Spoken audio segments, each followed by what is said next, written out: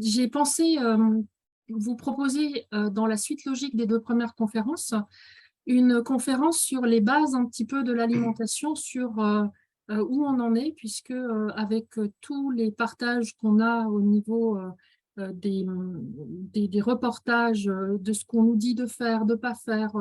À un moment donné, on nous dit faites ceci, à un autre moment, on vous dit non, ne faites surtout pas cela. Et ben finalement, on ne sait plus trop quoi manger. Donc, j'ai imaginé cette conférence environ d'une demi-heure pour jeter les bases de ce qui nous conduit là où nous en sommes et aussi les conséquences de cette nouvelle alimentation.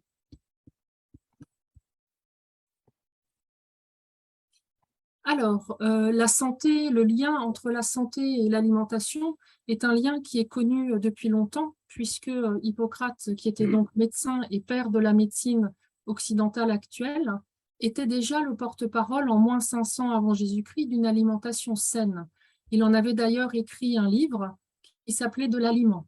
Et donc, Hippocrate classait les aliments en fonction de leur correspondance avec les 4 éléments: le feu, l'eau, la terre et l'air. Et puis, parallèlement, en étudiant ces patients, il a découvert qu'il y avait environ 4 tempéraments innés chez l'être humain: le lymphatique, le sanguin, le bilieux, le nerveux. Et en y regardant plus près, il a établi un lien avec entre chacun de ces 4 tempéraments, avec un des 4 éléments. Et il est allé jusqu'à détailler et trouver des caractéristiques typiques pour chacun de ces 4 tempéraments.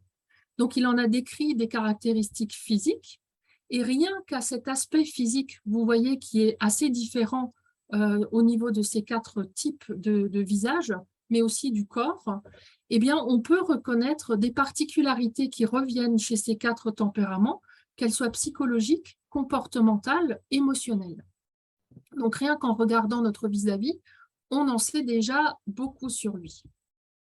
Selon Hippocrate, connaître son tempérament dominant ou ses tempéraments dominants, en général, il y en a un, parfois deux, eh bien, ça lui permettait de déduire, de savoir quelle était l'alimentation la plus appropriée à chaque individu qui venait le consulter, lui permettant ainsi de rester en santé. Le but d'Hippocrate, c'était d'équilibrer les 4 éléments qu'on absorbe à travers les aliments avec les 4 éléments qui sont présents dans le corps humain. Donc, imaginez, les combinaisons sont infinies. Alimentation, individu. On peut dès à présent déjà dire qu'une alimentation unique, qui serait identique pour tout le monde, donnera forcément des résultats différents à l'échelle de la personne. Or, notre alimentation moderne nous offre un choix que j'ai appelé XXL parce que, regardons la dimension croissante de nos supermarchés, eh bien, on a un choix vraiment énorme, entre autres avec maintenant des aliments transformés dont nous parlerons plus tard. Et donc, sur ces aliments transformés, Hippocrate aurait bien du mal à leur attribuer une correspondance simple avec l'un des 4 éléments. Je vous propose de passer en revue la petite histoire de l'alimentation de la préhistoire à nos jours et pour déboucher sur quels sont les changements dans cette alimentation qui contribuent à nous rendre malades aujourd'hui. À la préhistoire, c'était relativement simple. L'homme devait trouver des calories pour lui permettre de fabriquer de l'énergie, tout simplement pour survivre et se reproduire, garder la pérennité de l'espèce. Et donc, dans les mitochondries, pour pouvoir fabriquer de l'énergie, eh bien, il mangeait ce qu'il trouvait pour apporter des nutriments. Donc, c'était assez spartiate, hein. Il y avait des baies, des racines, des feuilles, des noix. De temps en temps, il arrivait à attraper un poisson. Et puis, de temps en temps, il tombait aussi sur des charognes qui étaient laissées là par les prédateurs. Et donc, parfois, eh bien, il pouvait manger un peu de viande, pas toujours en bonne condition de... voilà, il n'y avait pas de frigo, hein. Donc ça, il a fait de moins 4 millions d'années à moins 500 000 ans. Donc pendant 3,5 millions d'années, eh bien, l'homme et son alimentation étaient celles que je viens de vous décrire. À l'âge de pierre, il a disposé de nouveaux outils lui permettant à ce moment-là de chasser de gros animaux. Et son alimentation a vraiment changé puisque accéder à la viande de façon répétée et massive a apporté de grands changements, notamment au niveau physiologique, dans la forme de son crâne. Les dents ont été modifiées. Vous voyez, toute la mâchoire s'est modifiée pour pouvoir manger de la viande crue de façon répétée.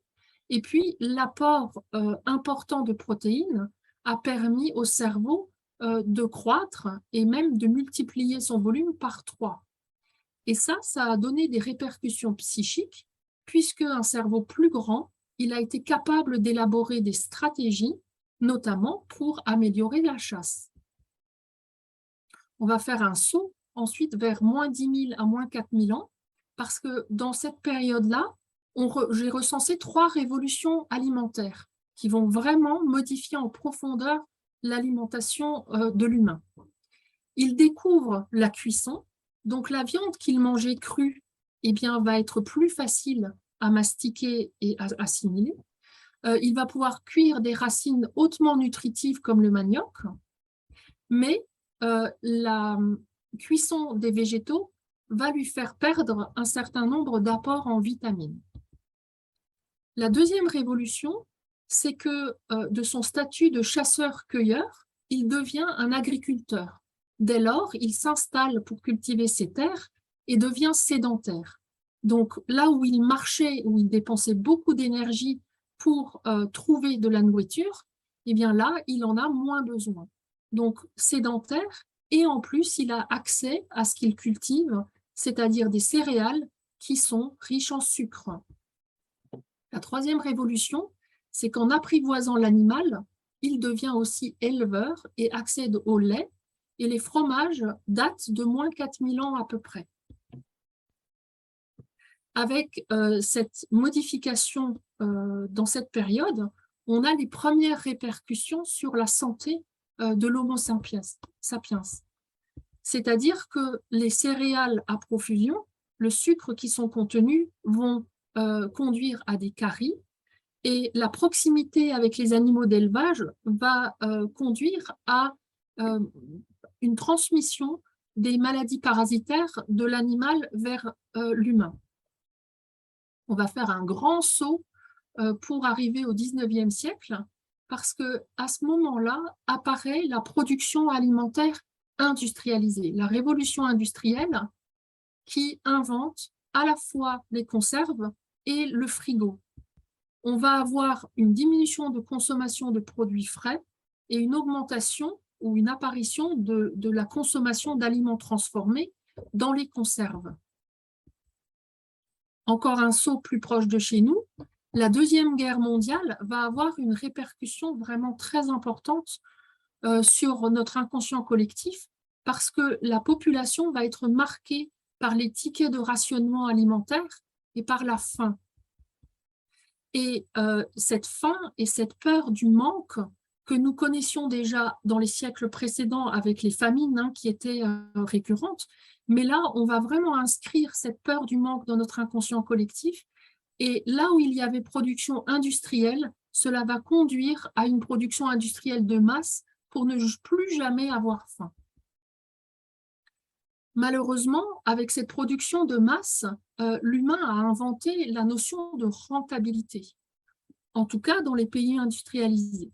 Et donc, au lieu de produire pour se nourrir, eh bien, il va produire pour faire consommer. Donc, c'est un changement de paradigme là qui est vraiment fondamental. Pour produire en masse les fruits et les légumes, il va inventer la standardisation.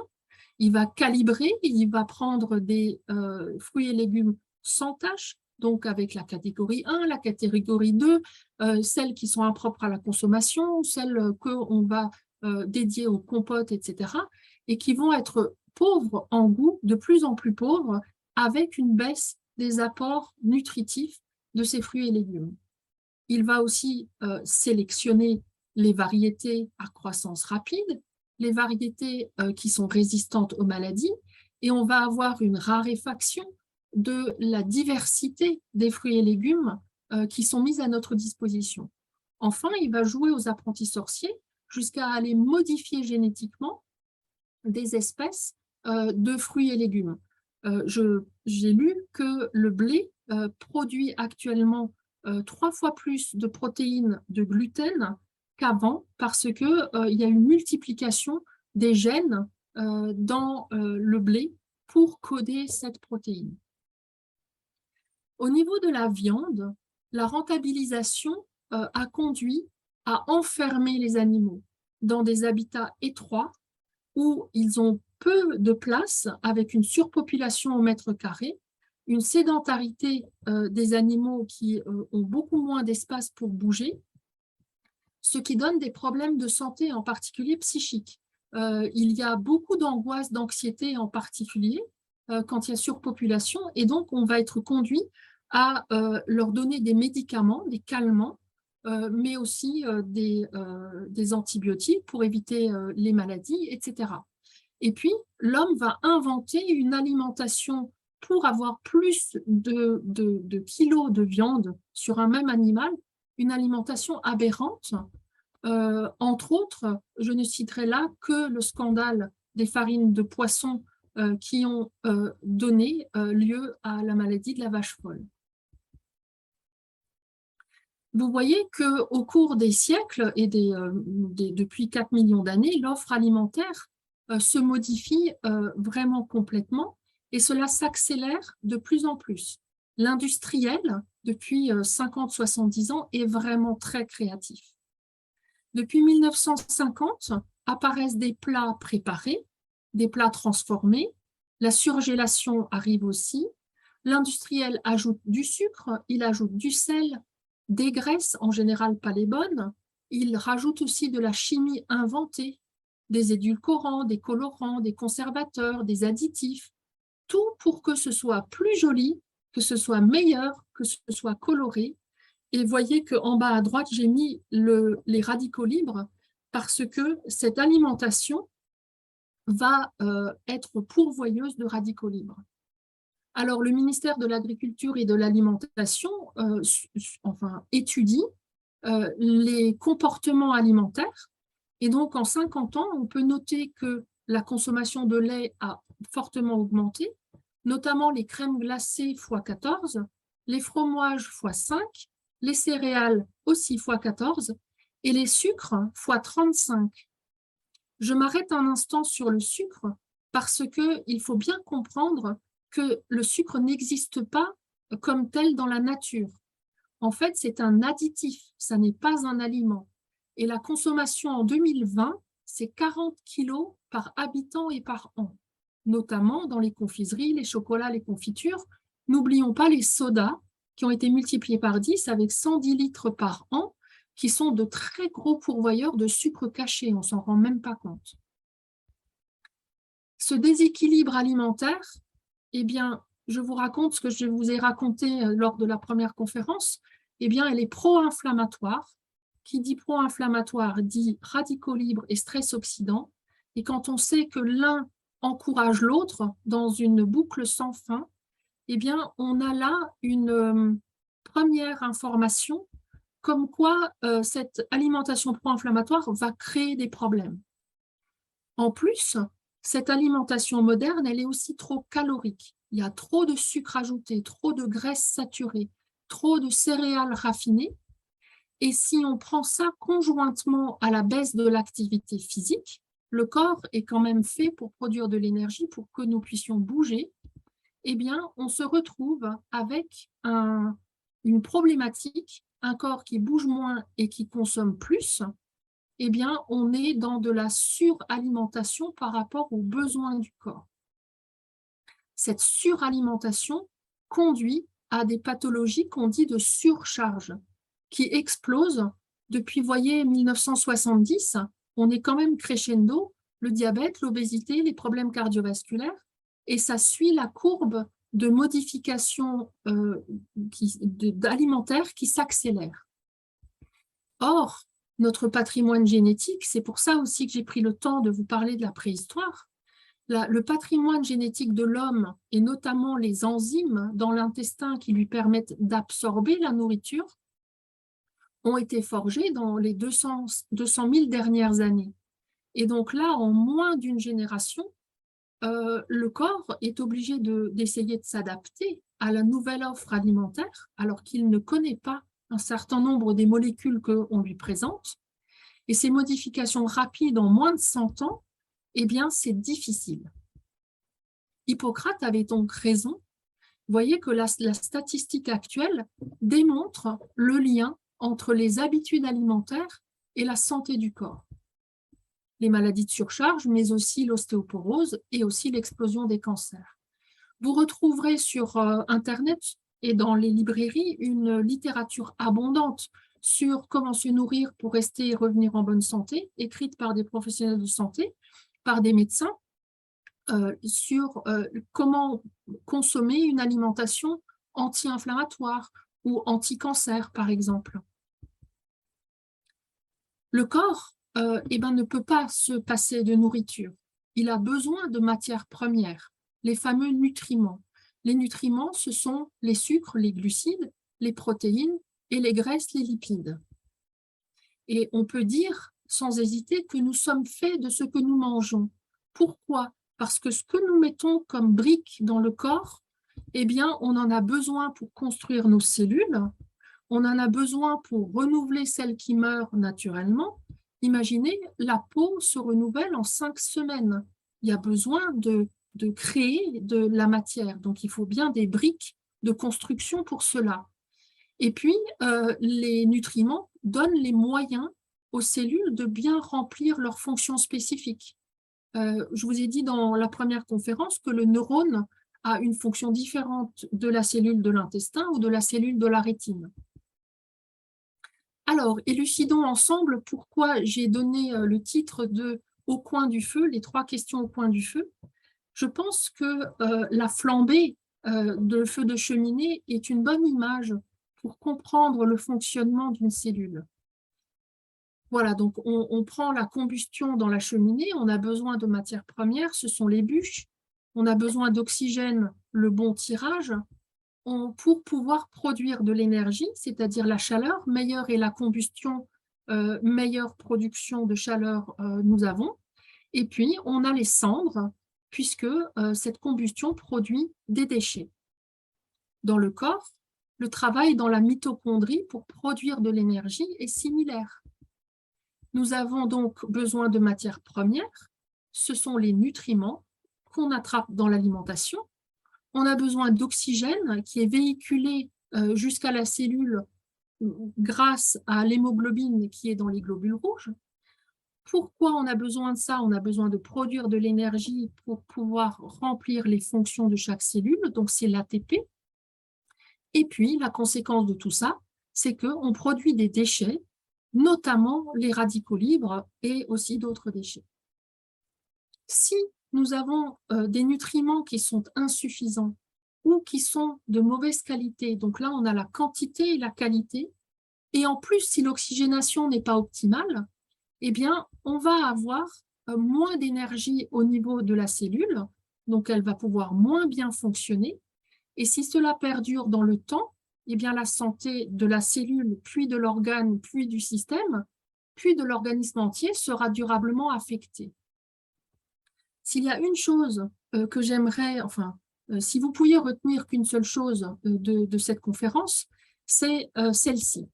La qualité et la quantité des nutriments et des micronutriments et notre capacité à pouvoir les assimiler, c'est ça qui va garantir la santé de notre organisme. Alors, nous avons réduit entre 1980 et 2010, je n'ai pas trouvé de chiffres plus récents, nous avons réduit le temps qu'on passe à cuisiner du frais de 25%. Donc, posons-nous la question de quels nutriments est-ce que nous pouvons offrir à notre corps à l'heure actuelle? Parce que pour un meilleur profit, un meilleur rendement, l'homme a été inventif. Il a inventé des milliers de molécules inconnues, des insecticides, des antibiotiques, des facteurs de croissance, des médicaments. Il a fait des manipulations génétiques, il a créé des plantes qui poussent hors sol, qui poussent même sans eau. Il a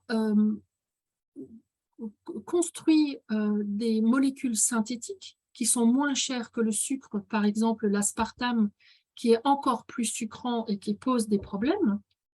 Il a inventé des modes de cuisson et surtout de surcuisson à haute température. Vous voyez que les parties qui sont noires là sur le grill sont maintenant reconnues comme étant cancérigènes. Ces parties noircies, brûlées, quand ça arrive dans l'intestin, il dit « Oh, c'est quoi ce truc? Je ne sais pas ce que c'est, je ne suis pas équipée pour pouvoir ni éliminer, ni absorber ce truc-là. » Nous avons dans nos supermarchés une explosion de la proposition de lait et de dérivés du lait, tous les petits pots et tout ça, alors que seulement 15% de la population digère réellement le lactose. Donc, pour les 85 autres pourcents, à un moment donné, ça va poser problème. Et vous voyez, j'ai trouvé un chiffre 2020, 28 kilos par habitant et par an. Et puis, nous avons aussi une explosion des plats préparés et des plats transformés. L'INSEE dit que depuis 1960, tous les ans, nous avons une croissance de plus que de 4% par an de la proposition de ces plats préparés et transformés. Ensuite, les sols vont être surexploités pour avoir un forçage de croissance du végétal et on va aussi avoir une surexploitation de l'animal. Tout cela conduisant à une baisse de la qualité nutritive des aliments naturels. Même bio, le bio va diminuer la quantité de pesticides et de molécules en plus, mais même si il est moins frappé par la baisse de nutriments, eh bien, il y a aussi, c'est aussi le cas pour le bio. Alors, les études, il y en a beaucoup sur la perte de nutriments dans les aliments naturels. Il y en a qui sont controversées. Celle-ci, sur la concentration du calcium dans le brocoli, est sans équivoque. Et donc, depuis 1950, c'est moins 50% de calcium dans le brocoli. Et donc, nous reviendrons plus tard sur ce que ça induit, cette notion de faim silencieuse. Alors, je crois que Gilles nous a préparé une petite vidéo. Oui, tout à fait, Florence. Pour illustrer ton propos, on a ni plus ni moins que des vidéos qui sont publiques, que vous pourrez trouver en cherchant un peu sur des ressources vidéo comme YouTube, entre autres. Vous allez trouver toutes les sources qui confirment tout ce qui vient d'être dit par Florence. Et là, je vais juste lancer un petit extrait d'une émission qui est passée sur M6 avec un concentré d'informations. Écoutez bien, 7 minutes vaut de l'or pour votre connaissance. Vous me dites si c'est OK pour le partage? Oui. La pomme d'aujourd'hui Est-ce que c'est OK pour le son? moins de vitamines que la pomme de 1950. C'est le triste constat donné par des études croisées. En un demi-siècle, nos fruits et légumes ont perdu leur concentration en nutriments. Alors, en 50 ans, quels aliments se sont également appauvris? Eh bien, à part la pomme, l'orange a également perdu de ses vitamines. Une orange de 1950 équivaut à 21 d'aujourd'hui. Même constat pour la viande qui perd la moitié de ses apports en fer en un demi-siècle. Le brocoli a 4 fois moins de calcium. Au total, sur 25 végétaux étudiés par les chercheurs, 80% ont vu leur teneur en calcium et fer décliner. Alors, quelles sont les raisons de ces pertes nutritionnelles? Alors, les facteurs sont multiples. Des sols plus pauvres, des végétaux cueillis trop tôt, des traitements pour la conservation plus fréquents, mais aussi une croissance plus rapide, boostée par les engrais. Problème, plus les rendements liés à la production augmentent, plus la concentration de nutriments diminue.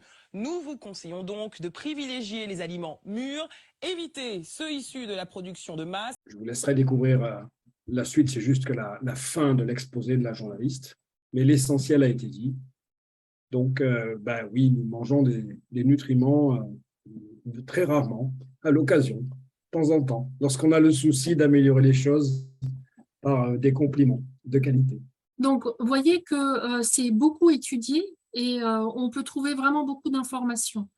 Les conséquences de tout ce que je viens de vous raconter, c'est que les cellules ne reçoivent plus les quelques 114 nutriments dont elles ont besoin pour fonctionner normalement. Même si on mange beaucoup de fruits et légumes, en fait, dans l'offre, on a moins de quantité de ces micronutriments. Et ça pose un problème aussi au niveau de la barrière intestinale, cette alimentation transformée et ces changements alimentaires. Donc, nous reviendrons dans un autre chapitre sur le microbiote, mais le microbiote, c'est notre intestin avec notre flore intestinale. Et donc, elle est mise à mal. Hein. Quand je vous ai dit, quand elle voit arriver de la viande surgrillée, elle se dit, mais c'est quoi ce truc?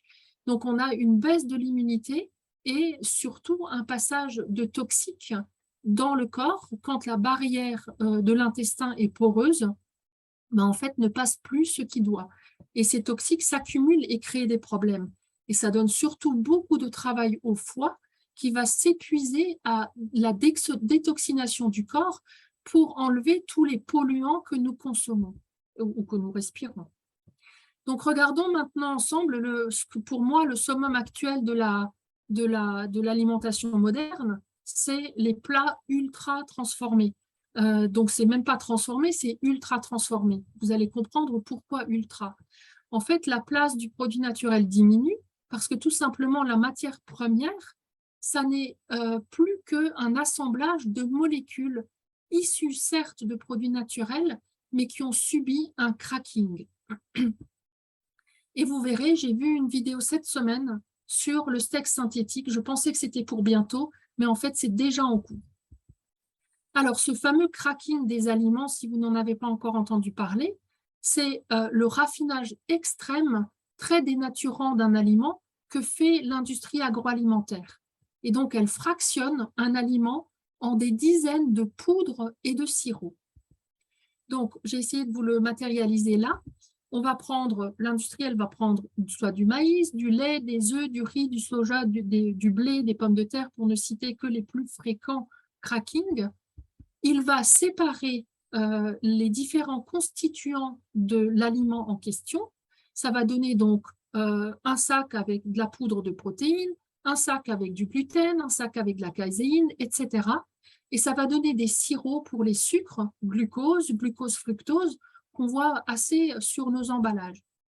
Donc, quand l'industriel a à disposition tous ces différents sacs remplis avec des constituants séparés, eh bien, il va reconstituer des aliments en recombinant, comme il veut, les molécules qui l'intéressent.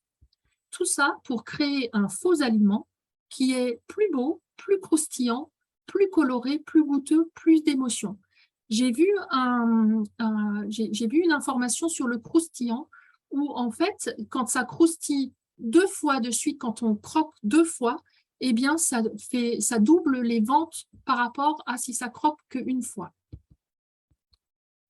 Et les marges sur les aliments ultra transformés sont énormes. L'industriel veut qu'on en mange plus, il veut qu'on en achète plus, et il ne va rien laisser au hasard, comme ce que je viens de vous dire sur le croquement quand on mange un chips, par exemple.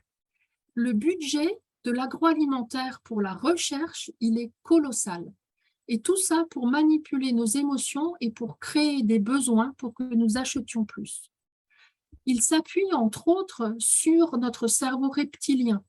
Le cerveau reptilien, c'est le plus ancien de nos cerveaux et c'est celui qui nous permet de survivre par rapport à un danger. C'est celui qui nous permet de prendre les jambes à notre cou et il ne réfléchit pas, celui-là. Hein. C'est je ne veux pas mourir, je veux tout faire pour survivre. Son fonctionnement, en fait, il est simple. Donc, il est ne pas souffrir, mais il est aussi la recherche de plaisir.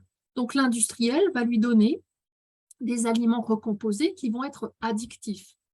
Et le ne pas souffrir, l'industriel va mettre à profit l'inconscient collectif des tickets de rationnement de la Deuxième Guerre mondiale, hein, qui est bien ancré, puisque nos parents, nos grands-parents nous en ont parlé. Donc, ce n'est pas quelque chose qui est loin de nous. Et il suffit de regarder récemment l'annonce de la pénurie de carburant, même pas la pénurie effective, l'annonce a mis en alerte notre cerveau reptilien et il y a eu des achats et des stockages irraisonnés de carburant. Donc, on voit bien que quand on va toucher cet endroit-là, eh bien, il n'y a plus de raisonnement. On achète et on ne sait pas pourquoi. Donc, pour plus de plaisir, l'industriel rajoute des sucres. Ces sucres activent le plaisir par la voie de la dopamine, mais en plus de toucher le cerveau reptilien, en fait, les sucres ajoutés sous forme de sirop, de glucose, fructose, qui sont addictifs, eh bien, vont désactiver dans notre cerveau un autre endroit qui est dans l'hypothalamus et qui est le centre cérébral qui nous dit « j'ai assez mangé ». Il va remplacer ce j'ai assez mangé par c'est agréable, j'adore, j'en veux plus. Et donc, notre cerveau ne va plus faire son travail de stop parce qu'il ne peut plus nous donner cette information et donc on ne va pas s'arrêter de manger. Les aliments qui sont reconstitués, je vous l'ai dit tout à l'heure, sont très caloriques, mais en même temps, ils sont vides de nutriments. Hein. On l'a vu dans la petite vidéo. Et comme ils vont fractionner et qu'ils vont enlever les fibres, c'est ce qui donne aussi la santé de notre microbiote, donc de notre intestin. Et donc, on va grossir alors qu'à l'échelle de la cellule, elle a faim. C'est ça qu'on appelle la faim silencieuse. C'est-à-dire que les calories n'apportent pas les nutriments. Donc, l'industriel s'est dit, eh bien, ne pas souffrir. La cellule qui a faim et qui est en manque et espère combler ça, et pour combler ça, elle va demander au corps de manger plus. Donc, vous voyez, on est pris en tenaille sur ces deux aspects-là.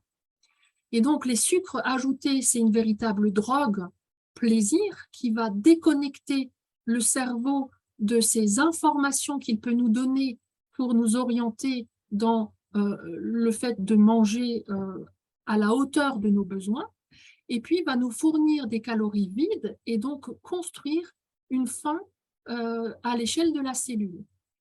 Donc, vous voyez que l'industriel a gagné. De toutes les manières, tout ça nous amène vers acheter plus et manger plus, sans qu'on sache réellement pourquoi. L'industriel nous propose 20 000 nouveaux produits par an.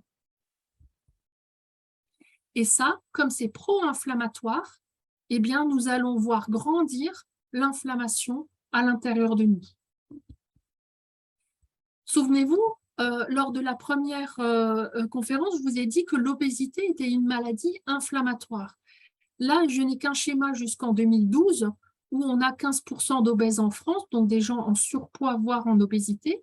Eh bien, en 2020, on est à un tiers. Donc, vous voyez qu'en 10 ans, on est passé de 15% à 30-33%. Il y a une corrélation qui est établie entre le tour de taille et le risque cardiovasculaire. Et le surpoids devient donc un réel problème de santé publique. C'est pour cela qu'il y a une étude indépendante en cours qui n'est donc pas faite par la recherche agroalimentaire. Il y a actuellement 170 000 personnes qui ont répondu à des questionnaires. Donc, tout un chacun, nous pouvons aider à mieux comprendre notre comportement alimentaire en allant s'inscrire sur le site que je vous ai mis là. Alors, nous en arrivons à nos 3 Q. Pour arriver à essayer de pouvoir refaire des choix dans notre alimentation plutôt que de nous laisser mener par l'industriel. Que laisser, dans tous les cas, les régimes, ce n'est pas une bonne idée. Les trop grandes quantités, la surconsommation, par rapport aux besoins, ce n'est pas une bonne idée. Les calories vides que nous fournissent les plats préparés et transformés, c'est actuellement plus de 40% de notre consommation. Eh bien, ce serait intéressant de diminuer cette part à moins de 15%. Limiter aussi les molécules issues du cracking. Je vous montrerai tout à l'heure comment est-ce qu'on peut les repérer. Les aliments raffinés qui sont souvent en rapport avec un index glycémique élevé. L'index glycémique d'un aliment, c'est sa capacité à demander au corps de décharger de l'insuline parce qu'il voit arriver trop de sucre. Donc, on a des index glycémiques élevés qui vont faire un pic d'insuline et 1 heure après, eh ben, on va avoir l'effet inverse, le down, puisque tout le sucre va être consommé et on va avoir la fringale. Donc, c'est très important de limiter les aliments à index glycémique élevé. On va éviter aussi la cuisson violente ou la surcuisson. Et puis, on va éviter de manger trop de céréales, trop de sucre, trop de lait. Pour le stockage du frais, lorsqu'il est long dans le frigo, on va avoir une diminution des vitamines. Donc, si on se donne de la peine pour avoir du frais, ben, un stockage long, c'est à proscrire. La sédentarité aussi. Redonnons à notre corps l'occasion de faire ce pourquoi il est fait, c'est-à-dire bouger. Et puis manger sur le pouce va avoir des effets aussi néfastes. La convivialité avec le plaisir qui va avec va être restreinte. Et puis on va manger trop vite. Quand on fera le microbiote avec la digestion, vous comprendrez que la digestion démarre dans la bouche. Donc si on mange sur le pouce très vite, eh bien c'est aussi une habitude à laisser. Dirigeons-nous maintenant vers que garder. Je le disais à l'instant, manger, c'est se réunir et se réjouir, donc avoir du plaisir. C'est très, très, très, très important d'avoir du plaisir, mais non pas dans les paradis artificiels venant des addictifs, mais vraiment venant de l'ocytocine qui vient de on se réunit et on passe un bon moment ensemble. Ensuite, manger, c'est aussi se nourrir pour combler les besoins, pour que le corps puisse remplir ses fonctions. Donc, que garder? Eh bien, retrouver la maîtrise de la composition de notre assiette, c'est-à-dire garder plus de temps en cuisine, consommer aussi du cru, plus de cru ou peu cuit, plutôt que des jus qui cassent les fibres. Cuisinons plutôt à basse température et à la minute, avec beaucoup de fruits et légumes frais, mûrs, variés, non OGM, un index glycémique bas, je viens de vous expliquer pourquoi, une part de légumes dans l'assiette d'au moins 50%, et remettre au goût du jour de l'activité physique, et enfin, rééduquer le cerveau par rapport à la faim, c'est-à-dire que l'enfant, le bébé, quand il a faim, il mange, quand il n'a plus faim, il s'arrête, tout simplement parce que dans son cerveau, les zones fonctionnent bien. Et donc, dialoguer à nouveau avec le corps qui nous donne beaucoup d'informations.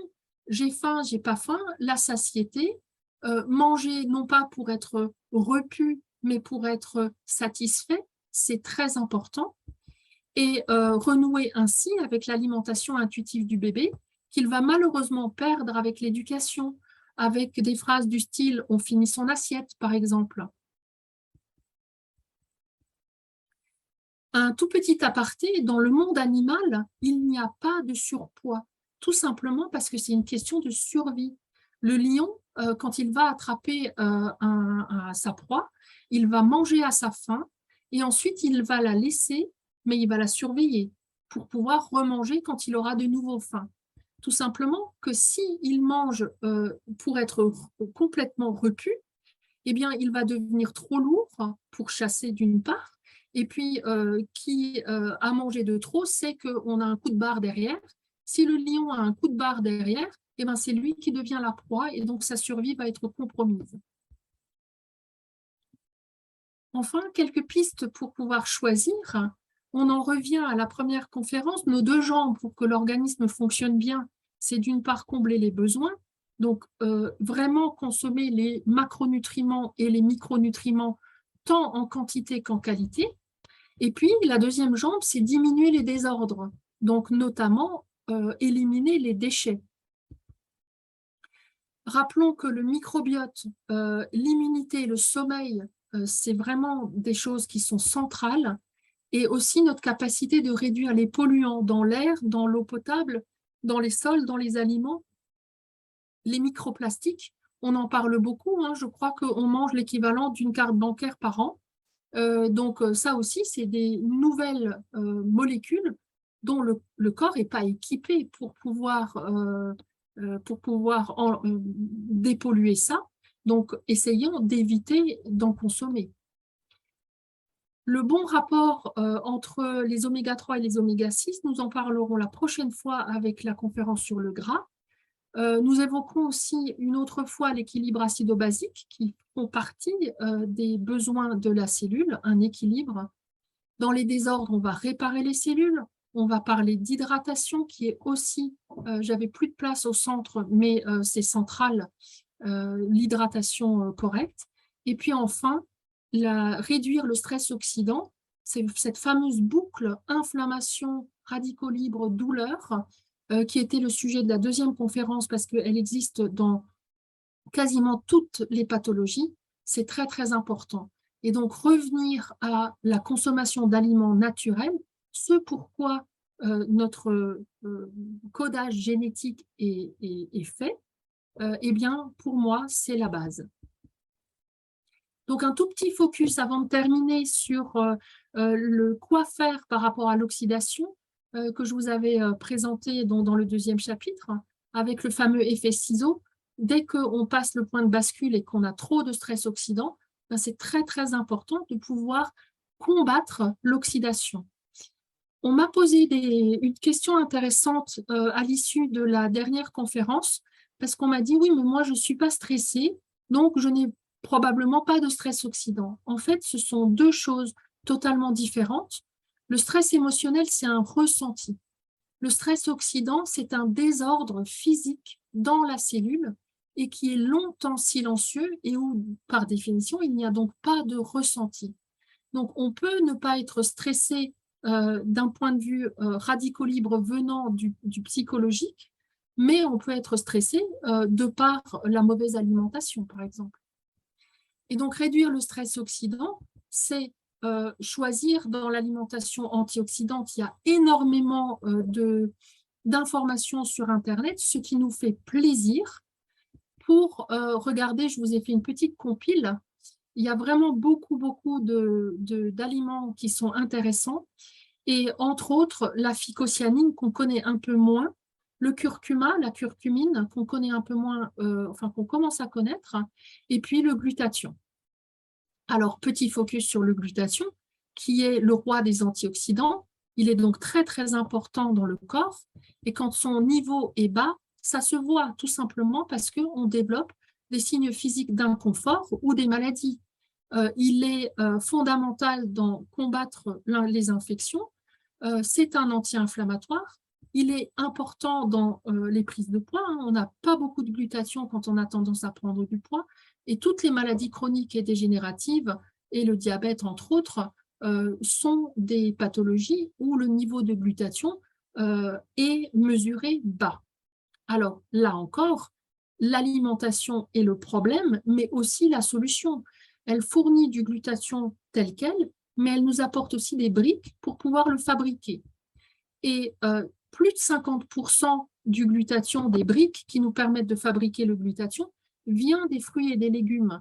Or, on arrive là dans une période hiver-printemps où on va avoir tendance à consommer moins de fruits et légumes et on va avoir une diminution de notre taux de glutathion venant de nos habitudes alimentaires. Moins d'un quart viennent de la viande et du poisson. Et donc, vous voyez que si l'alimentation n'apporte pas assez de fruits et légumes, et que parallèlement, on a une baisse du glutathion avec l'âge, je vous avais dit 40% au-delà de 50 ans, donc au-delà de 50 ans, on doit encore faire plus attention à notre alimentation. Ensuite, le glutathion, il est consommé. C'est le dépolluant numéro 1 de toute substance chimique, de tout médicament, métaux lourds, polluants, divers et variés, pesticides, additifs, colorants, etc. Donc, il a beaucoup de travail. Et sa recharge, sa fabrication, elle est perturbée lorsque on regarde des écrans le soir. La lumière bleue diminue la production de mélatonine qui est importante pour la fabrication du glutathion. Et toutes les briques qui manquent pour construire du glutathion, eh bien, c'est les carences en vitamine C, en sélénium, en soufre, en magnésium, vont, même si l'alimentation permet de construire du glutathion, si vous êtes carencé en vitamine C, sélénium, soufre et magnésium, ça ne va quand même pas bien fonctionner. En conclusion, nous pouvons dire que les changements de plus en plus rapides de notre alimentation ont modifié notre santé et aussi notre rapport au corps, que ce soit notre rapport à l'exercice physique ou notre rapport au poids et aussi à tout ce que l'excès de poids donne comme stress psychique. Et donc, qui dit stress psychique, dit radicaux libres.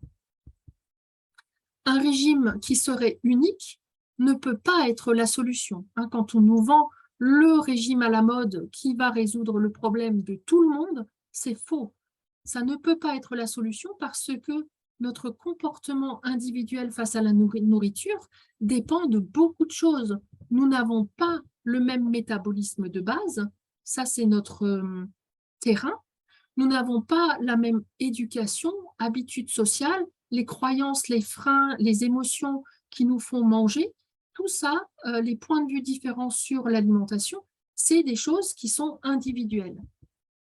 Mais par contre, nous pouvons tous nous rééduquer en conscience pour réapprendre ce que le bébé sait faire, c'est-à-dire l'aliment intuitif avec ce qui existe dans la nature, ce pourquoi nos gènes et nos enzymes digestives sont adaptés, c'est-à-dire rééduquer la notion de faim et de rassasiement naturel plutôt que de manger piloté par nos émotions, manipulé par l'industrie agroalimentaire.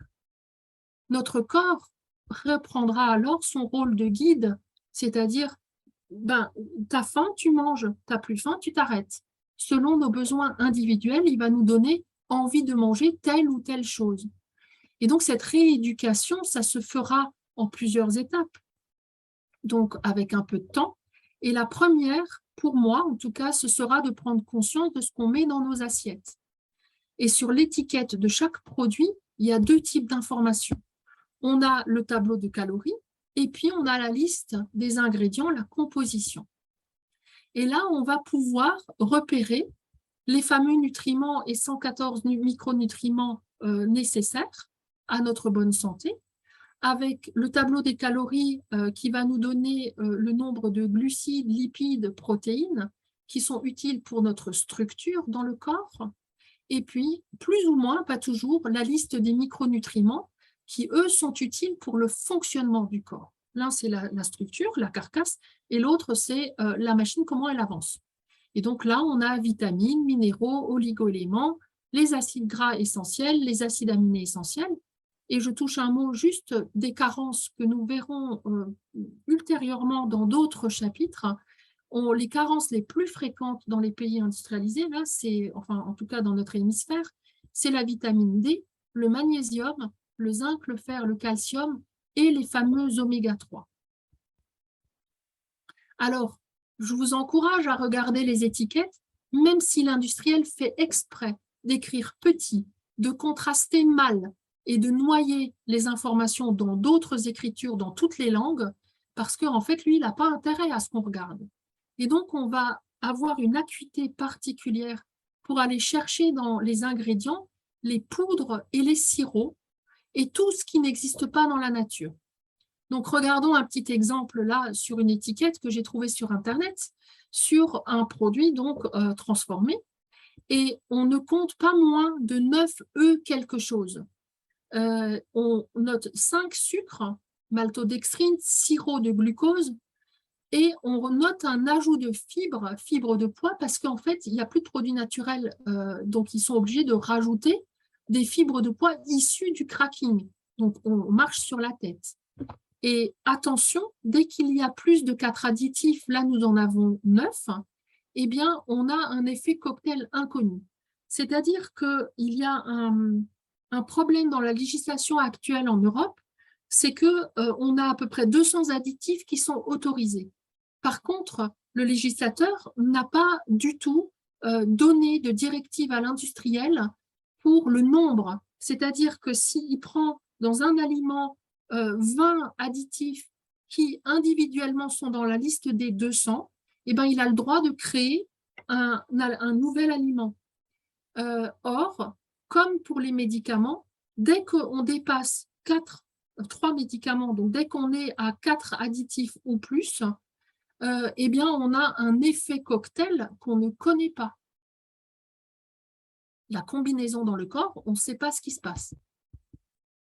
Et donc, avoir les moyens de faire des choix éclairés sur ce que nous allons décider à partir de maintenant de mettre dans nos assiettes, eh bien, c'était l'objectif de ce partage, de ce chapitre 3. Merci pour votre attention.